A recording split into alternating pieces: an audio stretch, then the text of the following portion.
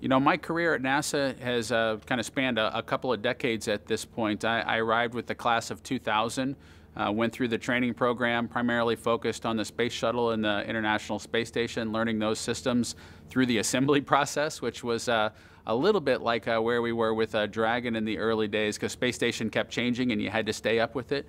So we've definitely had to do that with Dragon as well. My first job actually inside the astronaut office was strapping crews into the space shuttle and unstrapping them when they made it back to Kennedy or to Edwards Air Force Base after a mission. And so that was a really exciting opportunity for me to, really, long before I flew on a space mission, to really operate a spaceship, which was pretty cool. After that, I was eventually assigned to a series of kind of training activities. When we had the loss of Space Shuttle Columbia, we had some uncertainty as to whether we were going to launch on Soyuz for the short term for some of our crews, so we needed people ready to go to station that way, or jump into shuttle missions. And so I went down that path and trained both as a long-duration crew member, and then flip-flopped over and flew a couple of shuttle missions, both on Endeavour to station to accomplish some assembly, so not a long-duration mission. After that, I came back and kind of worked up the leadership chain through station operations, deputy chief, and then chief of the astronaut office. So I served as the chief of the astronaut office for about 3 years, which was a pretty interesting experience. One of my goals was to try to get as many astronauts off to Kazakhstan so they would appreciate the day when we got to launch again from the Florida coast. And so I'm just super happy to be a part of launching again from the Florida coast, having done it both ways, or seen it done both ways, if you will, with the folks in Kazakhstan. It's just a proud thing as an American to see that happen again off the Florida coast and to be a part of it. You know, my life prior to NASA was inside the regular Air Force. I worked as a flight test engineer on the F-22 program, and that's where I was at Edwards Air Force Base before I moved to Houston. Prior to that, I was at Eglin Air Force Base working in an Air Force research lab, but also primarily focused on flight test and working towards eventually test pilot school and the F-22 program before moving to Houston.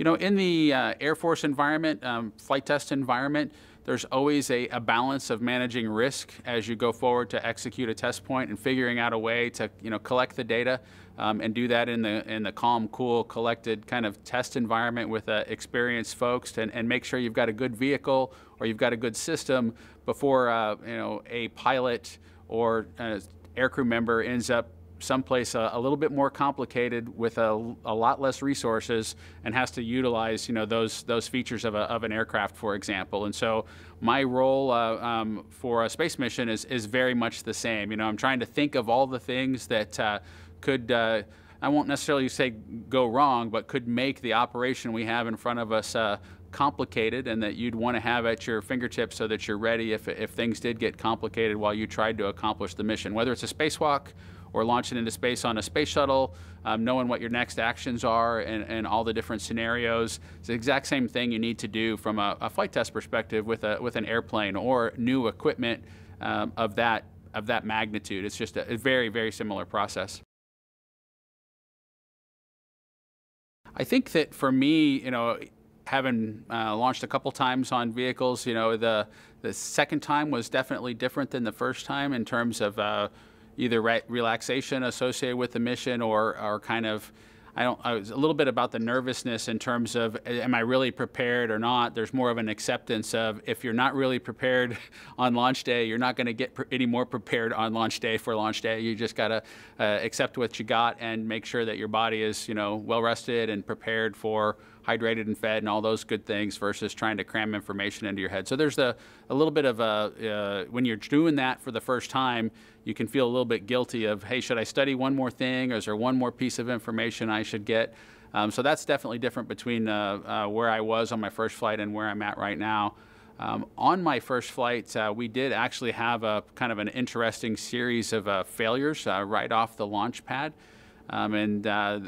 We had a card inside of a computer someplace on the space shuttle that shook loose, and when that card shook loose, it took away some capability to fire thrusters on board the vehicle, and the signature was a little bit tricky in terms of lights that flashed and things that it showed us inside the vehicle. But the one that we hadn't trained for that was probably the most alarming was the orange light that came through all the windows at the exact same time as those messages came off of the computer screen. And so seeing all that accompanied with orange light, it's hard not to think of something a little bit less benign kind of going on that you're riding the vehicle with. And so in that moment, I do distinctly remember looking at the guy who had flown, he was on his 5th flight with me, Dom Gorey, and he was really just focused on doing what his next actions were and not letting all those things distract him. And that was a good moment for me to really focus on, hey, I better do the same thing that Dom's doing because he's done this before. And so that was an interesting experience. And it turns out that that orange light was actually, you could almost say it was expected, because we launched at night and we flew through a cloud deck, and the light from the plume on the bottom of on the back of the space shuttle was reflecting through those clouds, lit them all up, and light travels faster than we do.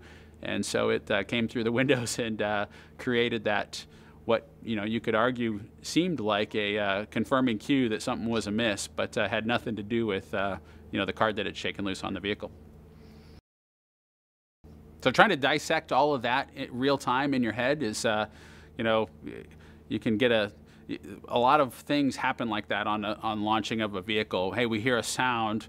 Okay, is that sound an expected sound? Or we see a light, is that light an expected light? What's the source of it? Does it sync up with something else that's going on or not? And Doug and I have really spent a lot of time and the SpaceX team and the NASA team thinking through these things of, hey, can we take a microphone that was on the uncrewed flight that flew before and play back the data so that we know what sounds to expect as we go through the ascent profile, or go through the tanking process, or go through a scrub process if that should happen to us, so that we know it's not orange light that's benign. If something does sound, you know what not to expect and what to expect.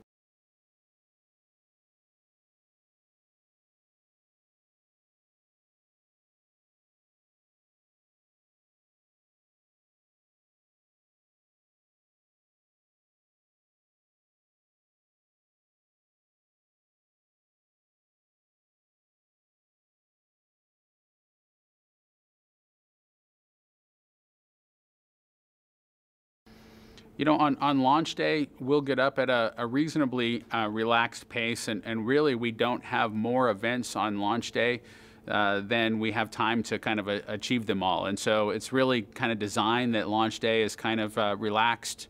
It doesn't get busy until you actually get into orbit, or the time comes to go strap into the vehicle, if you will. And so we do need to get up a little bit early, because there'll be a plan for exactly when we need to go to bed on orbit in order to be at the right place sleep cycle wise when we arrive at the International Space Station. So we'll get up, have a little bit of exercise probably, or breakfast and then some exercise, be able to do some last minute phone calls or reach out to folks to talk to them before we get ready to go and launch. We'll probably have lunch, and then I expect that we'll probably go down a path where we review a weather briefing of some sort to understand what our weather's going to look like across the profile that we'll fly over, or the parts of the Atlantic that we'll fly over on our way into orbit. We'll hear anything associated with the vehicle, kind of technical detail wise. We'll get a little bit of an early read on that before the formal process of getting into your flight underwear and go into your weather brief for 5 minutes quick update, go getting a suit on, and then heading out to the launch pad. Certainly when you go through the launch day preparations, there's a lot of moments that kind of stand out to you. One is the kind of the celebratory piece of it, which is that you're kind of walking out of the suit up room and getting in the vehicle that's going to take you to the launch pad. There's also a couple of moments that, once that door is closed on the vehicle that's taking you to the launch pad, you're really not going to see the wider audience again until the end of the mission. And then, of course, when you close the hatch on the launch pad, that's really when Doug and I are kind of in the vehicle, and it's our vehicle, and we need to operate it, or we're really kind of in control of the mission at that point. Certainly there are things that we can do to make it more or less successful at that point, and there'll be a ground team that's sending commands, but we're the ones that are in the vehicle at that point. Same thing happens when you get to space station. It's kind of a defining moment when you get the hatches back open, or when you close the hatch as you depart the space station.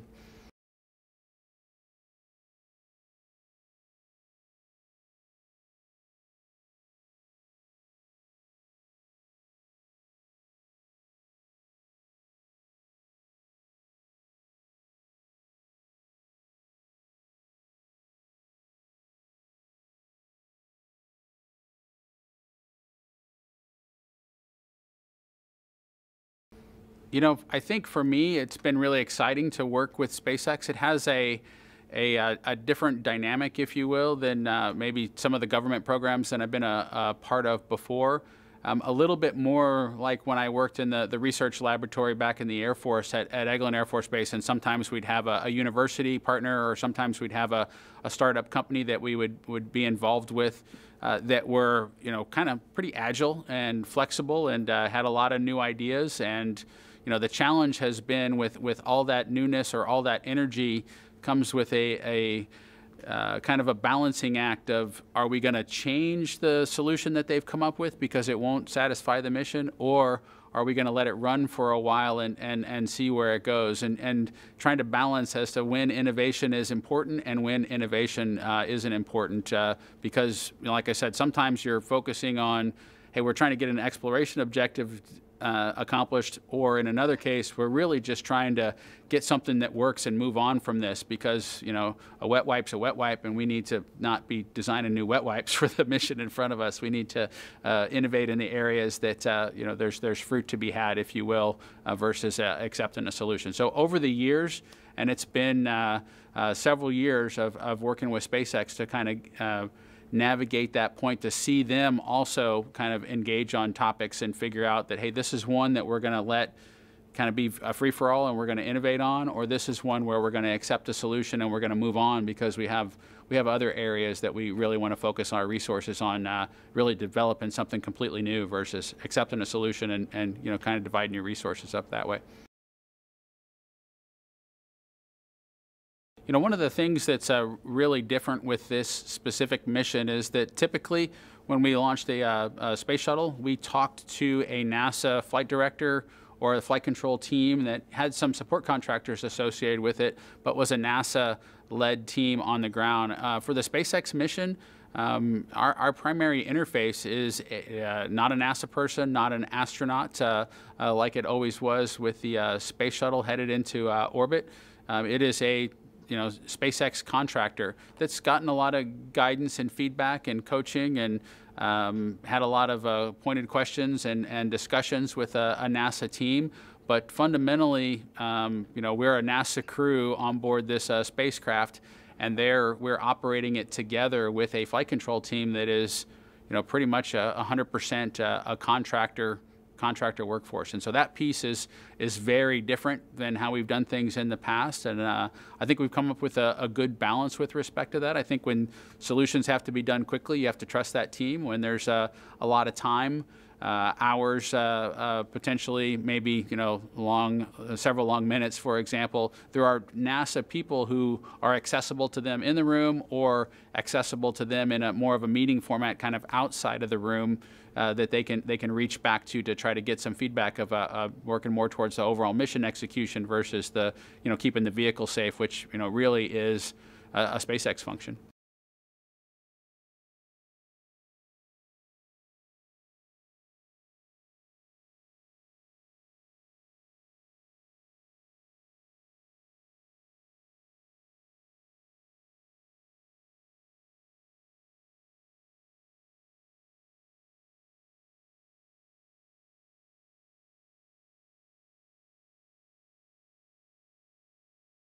Doug, Hurley, and I are about to take NASA's SpaceX Demo-2 mission to the International Space Station.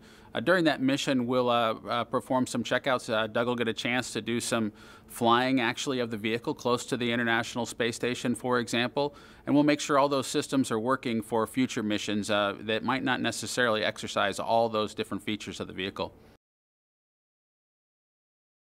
The fundamental purpose of the Demo-2 mission is to get certification for future missions from SpaceX to the International Space Station rotating crew to meet NASA's needs on board the space station.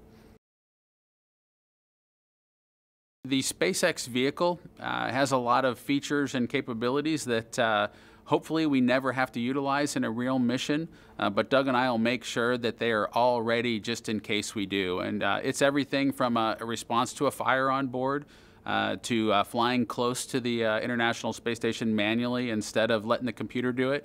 We'll make sure all those systems are working during the test flight so that the future missions will have them available even if they don't plan to utilize them. Absolutely. We've got a lot of objectives on board the vehicle that we need to accomplish to really make sure that it's good to go. We'll do everything from actually talk from the Dragon vehicle to a Russian Soyuz once we get close or dock to the International Space Station, just to make sure that comm system was working if you ever needed it during an emergency. We'll take the spacesuits on and off in a couple of different situations to make sure that we have good data for how long that takes if you had to do it from an emergency response perspective. We'll dig out all kinds of hardware that's stowed in the nooks and crannies of the vehicle so that we have a good feel for how things are in place and getting them back in place prior to entry. And so we plan to do all those things as just a part of our test mission. So missions in the future can focus on the real mission, which is getting trained crews to the International Space Station.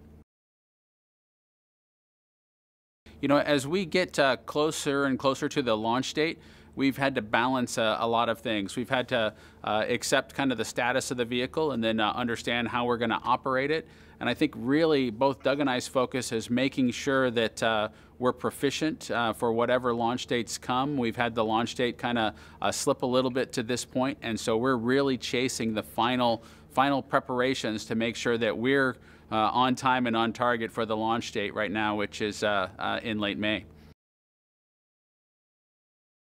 You know, there are parts of it of the mission that are discovery, and there are parts of it that aren't, right? And so you just want to know which parts are in the discovery portion of things, which part is exploration, and which part you're, you know, in our case, we're providing a vehicle to future crews. And so our intent is to make that vehicle predictable and figure out everything so that we can come back and tell them, so that the vehicle itself is predictable, even though the mission itself might not be, right? So maybe it's a complicated way to describe it, but you know, you want Dragon's vehicle response to be predictable so that when we can use that to discover things with the International Space Station. Our intent is to not, you know, try to explore the Mach envelope for a capsule coming through the atmosphere necessarily, you know, and see whether or not that was a limit that, you know, human-wise we could tolerate or we couldn't tolerate, sort of a thing. Our intent is to provide this vehicle to enable the real exploration mission, which in this case is keeping the space station operating, keeping the scientific discoveries, even the human piece of that with crew members on orbit for extended duration, keep that data continuing to come. That's what we're providing with this vehicle. Our goal is to not necessarily have every aspect of the vehicle's performance be an exploration objective, you know, because we're focused on a different real exploration objective with the International Space Station. I think that the mission that we have in front of us and the success that we're going to have is a representation of America. Bringing it back to the Florida coast is a really cool thing just to see how many people from across the country have to pull together to pull something like this off. It's just it's inspiring to me, and I'm just excited to be a part of it.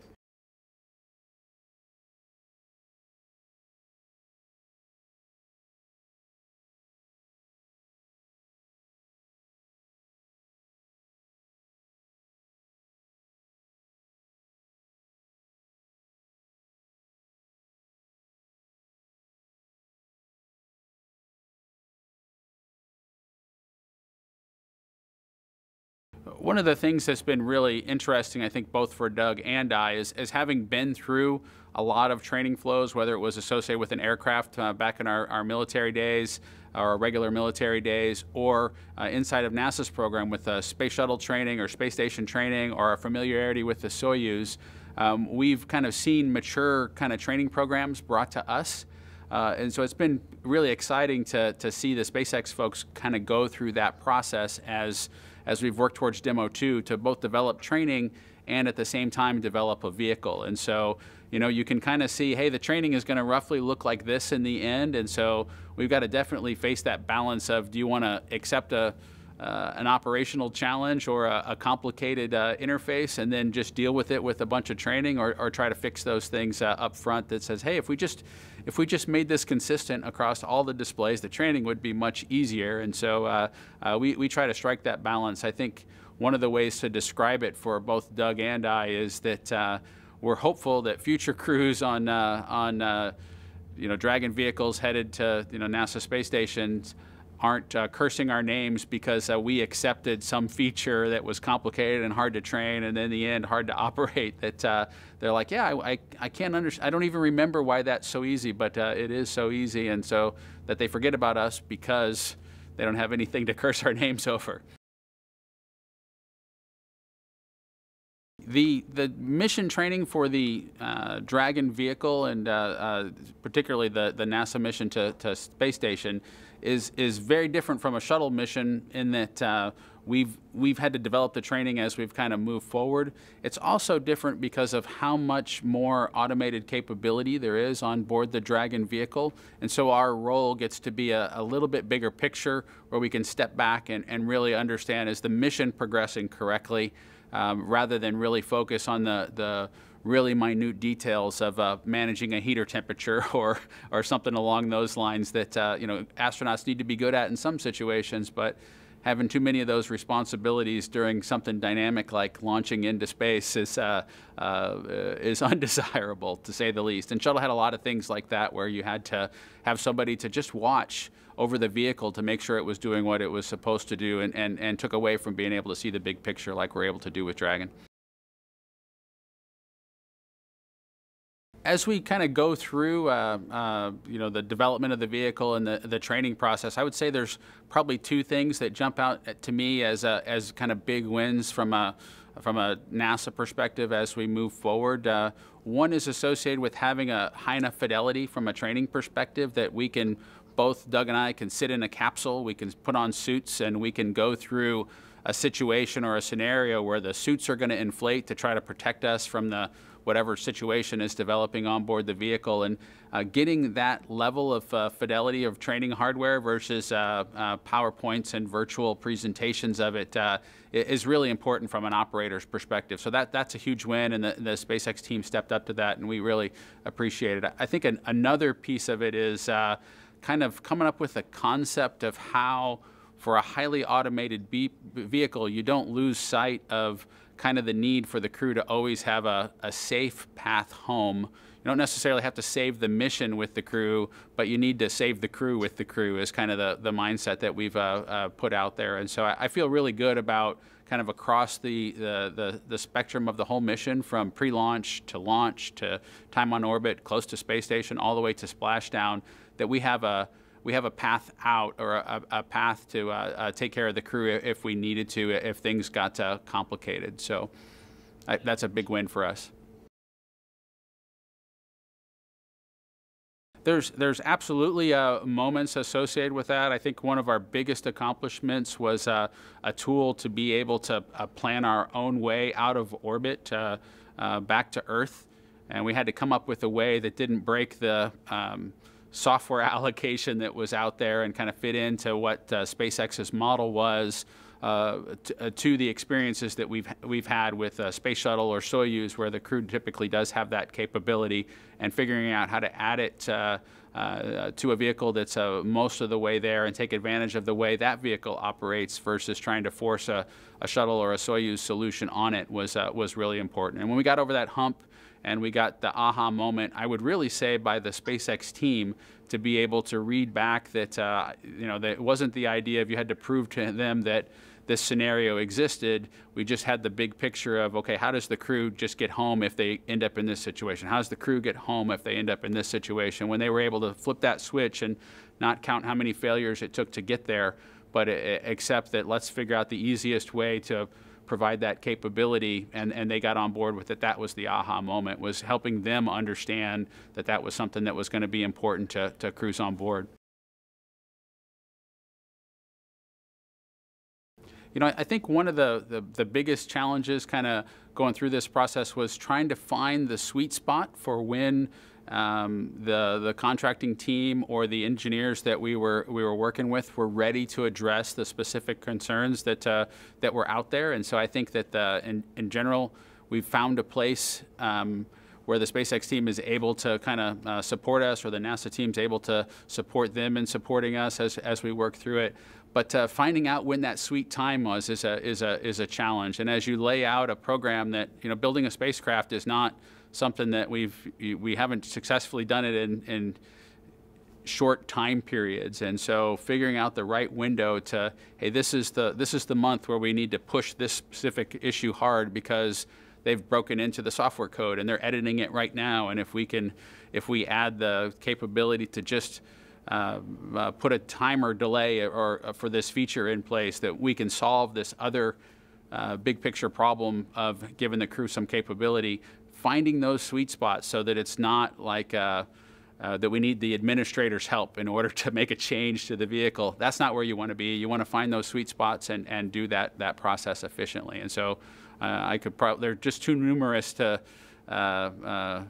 mention in terms of item by item that, hey, we found August of 2018 was the right time for this one, or 2015, you know, October was the right time for this one. We had just a lot of those when you had the right people at the right place at the right time, and you could get the feature in place without kind of crushing the resource bank or calling in the, you know, the big guns in order to force a solution. You know, I think there's a lot of kind of this space flight idea that there's romance and surprise, and you're running through the mission and you're doing it by the seat of your pants. And I think there was a time in flight test that was true, that we really trusted people with good instincts and threw them into those situations, and they weren't necessarily as prepared as they could have been. I think we really do focus on trying to make space flight in a lot of these situations, particularly for a test mission, to kind of go off as expected, you know, to really focus on what do I expect to hear at this point. And the best analogy that I've been able to share with people is that I really do, if folks have seen that older movie called Groundhog Day, where Bill Murray's walking through his day, and he's done that day so many times that he knows, you know, when to catch the boy who falls out of the tree, or when to not step in the puddle of water. And so, because those things have all happened to him before, our intent is to, you know, go through this mission and not find surprises, because we've prepared ourselves. Because, you know, surprise for us is just an opportunity to not help the greater team be successful if we responded in an appropriate way when we got surprised.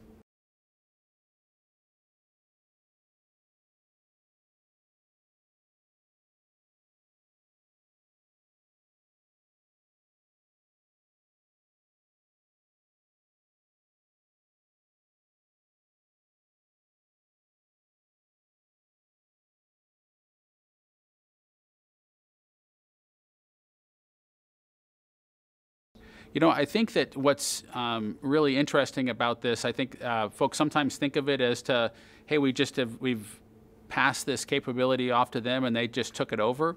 I view it a little bit differently. I view it more in terms of how does NASA push its experience to a wider group of people. And so, you know, NASA has a lot of experience operating spacecraft in some very specific environments. One of the things that we're not always good at is figuring out the best way to share that and provide that capability, nurture it in another organization. And so I think that the SpaceX team, you know, were they ready to launch humans 5 years ago when, you know, we were really tasked with working with them on a day-to-day basis from a crew perspective? The answer is no.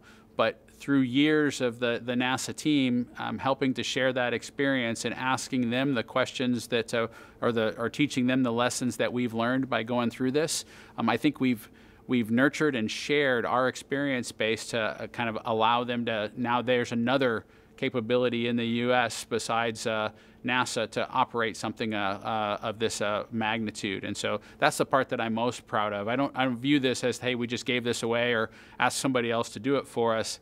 It was hand in hand trying to, hey, how do we pass lessons on? What can we teach, or what can we learn from them? And figuring out the best way to do that. That's just been really exciting from my perspective.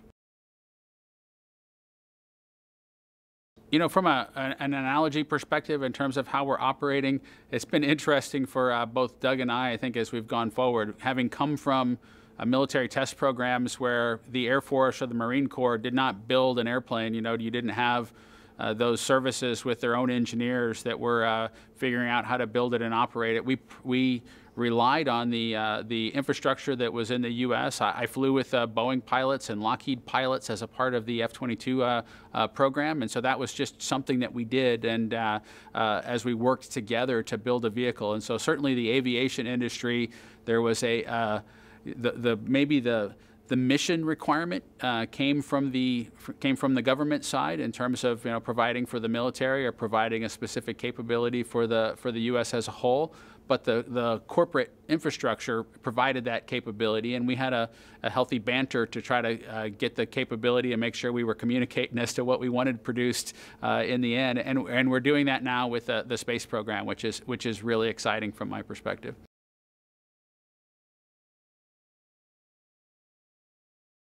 I think if you don't go down this path of continuing to try to expand the group of people with the capability to launch humans, or the capability of making a vehicle with the types of redundancy and meets the expectations of, you know, how you want to take care of a crew inside of a vehicle based on the lessons that either the NASA team or the government team has worked. If you're not sharing that knowledge base and continuing to grow it, you'll stay stovepipe and stifled, and so you won't continue to expand as a spacefaring nation. And so by sharing this experience with SpaceX and creating another partner that has this same capability, I think we really set the future up to continue to blossom versus to stay, you know, stovepiped. And so it was really critical to go down this path. And I think as we go forward, there'll be more and more activities that you know, we have to figure out from a government perspective how we nurture the environment, which is that corporate support, or how to get that capability internalized in those organizations so that we can do things together versus, you know, just have one group with the capability.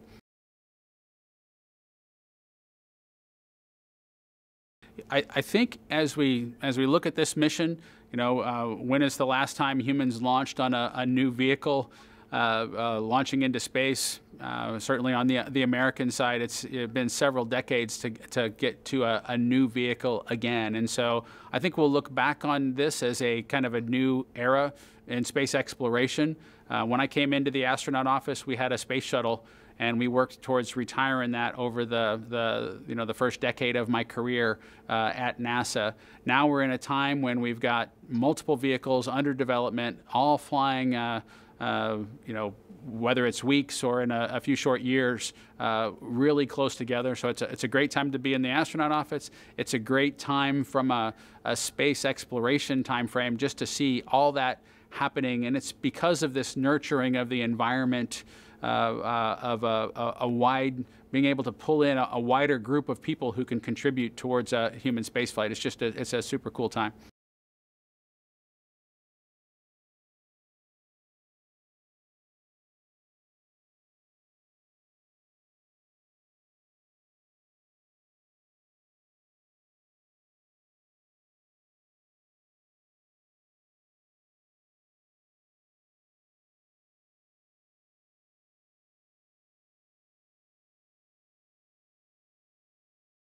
You know, from a mission perspective, I think the things that are most exciting to me about it, having been in the astronaut office and seen shuttle launches and seen the crowds on the Florida coast, and having grown up with watching the shuttle program, and you know, kind of being a child that was inspired by the missions that were in front of NASA. And it wasn't just human spaceflight, and it was a Voyager program or otherwise other programs that NASA had that excited me. I think it's important for the U.S. to continue to have these exciting things out there from a technical, engineering, science challenge perspective, because it motivated me to go into this sort of a career, and I know that it motivates other children having seen them, having done interviews or discussions with school kids around the country. It's definitely something that they can all relate to and have an interest in. And so I'm excited to bring it back to the Florida coast, or be a part of bringing it back. I'm just one piece of a, multi-thousand member team that's going to hopefully pull this off in short order, and I'm really excited to be a part of that. I think on a deeply personal level, I'm really excited that my son is going to get a chance to see me launch into space.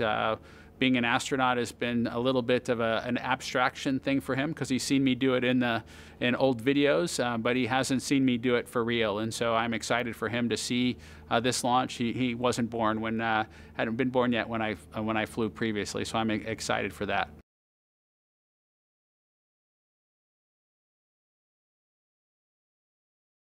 It's been really interesting, I think, for both my wife and I to have gone through the process of seeing each other launch in space. That's an aspect of our relationship, I think, that most couples can't share, because I've seen her take that risk and had it be in front of her, and I've done that to her. And there's just something different about watching a rocket launch when there are people on board. You feel a little bit differently about the pit of your stomach, and it just is a different type of excitement when there's humans on board. And I can only tell you it's multiplied significantly when it's somebody that you know, and then somebody, of course, that's a family member. It's in love, that it's even multiplied more. And so I think that that's something that we share between the two of us, and I think that another kind of unique aspect, I think that this probably wouldn't work for all couples, but it does work for us, is that from a work perspective, we have a very intimate understanding of each other's roles, if you will,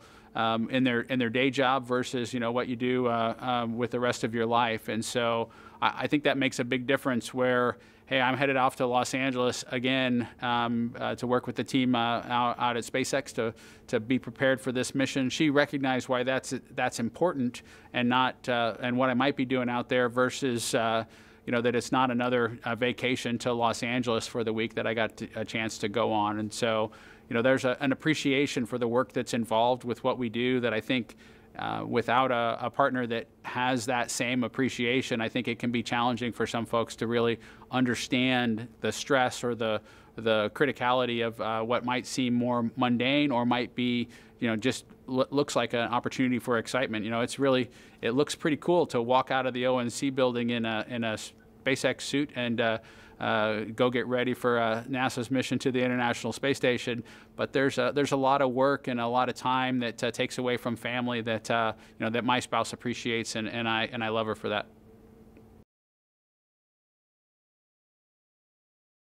I think I probably have a couple of groups of folks that I really think should be recognized for the historic event that's in front of us, and bringing us home safely, of course, at the end of our journey to the International Space Station.